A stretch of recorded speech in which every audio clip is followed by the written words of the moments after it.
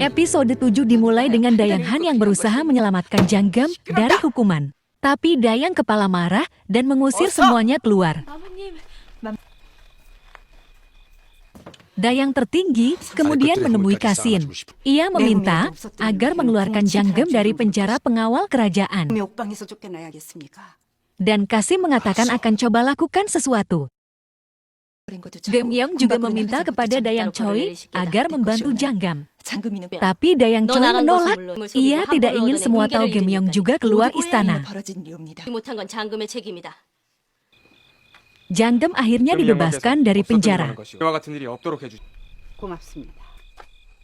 Dayang tertinggi langsung menyuruh Janggem berkemas dan pergi besok pagi. Dayang Han mengajak Janggem ke kamar. Di sana, ia menceritakan tentang temannya yang sangat mirip dengan Janggem. Temannya itu juga diusir dari istana. Ia berkata, jika temannya masih hidup, pasti dia akan membantu siapapun itu. Dayang Han meminta maaf karena tidak bisa membantu Janggem.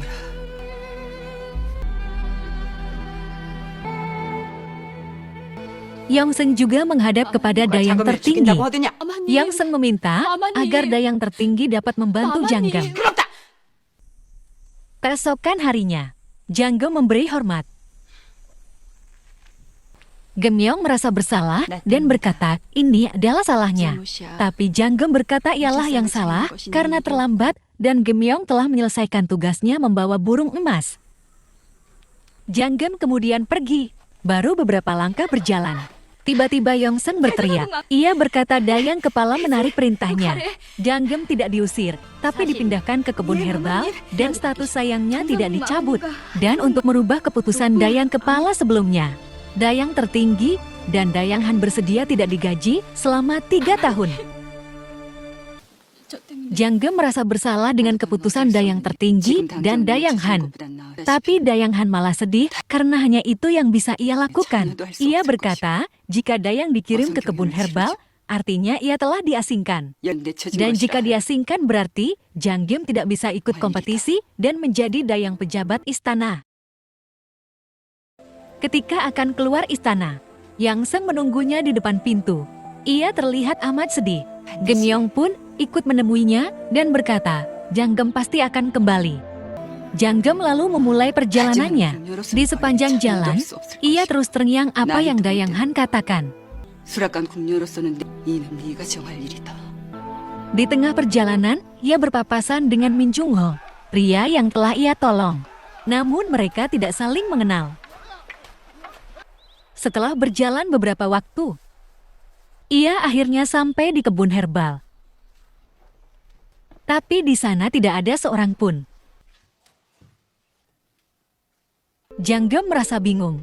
Jadi ia memutuskan untuk pergi melihat keadaan di tempat itu. Tanpa sengaja, ia menginjak kaki seseorang. Ternyata di sana banyak orang yang sedang tidur. Janggem memutuskan untuk memperkenalkan dirinya, lalu mencari pimpinan. Tapi mereka malah mempermainkan Janggem. Jadi, ia memutuskan untuk pergi dari sana. Lalu ia bertemu dengan seorang pekerja wanita. Pekerja wanita itu lalu menyuruh Janggem tinggal di asrama wanita. Janggem bertanya, mengapa orang-orang tidak bekerja? Wanita itu menjawab tidak ada yang bisa dikerjakan di tempat itu. Ia lalu pergi ke asrama wanita dan bermalam di sana. Keesokan harinya, ia pergi ke kebun. Ia berencana untuk membersihkan area kebun herbal.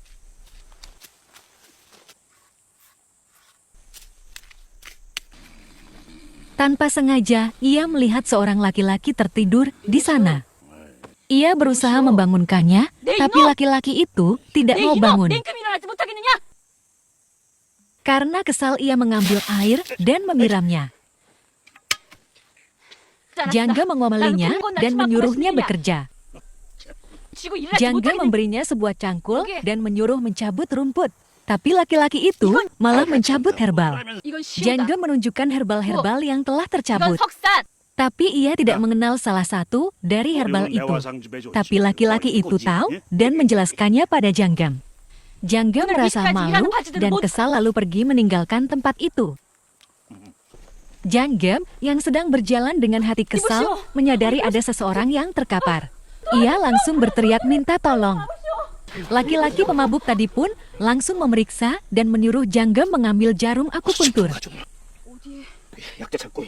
Jarum akupuntur itu langsung ditusukkan di pergelangan tangan dan wanita itu pun muntah.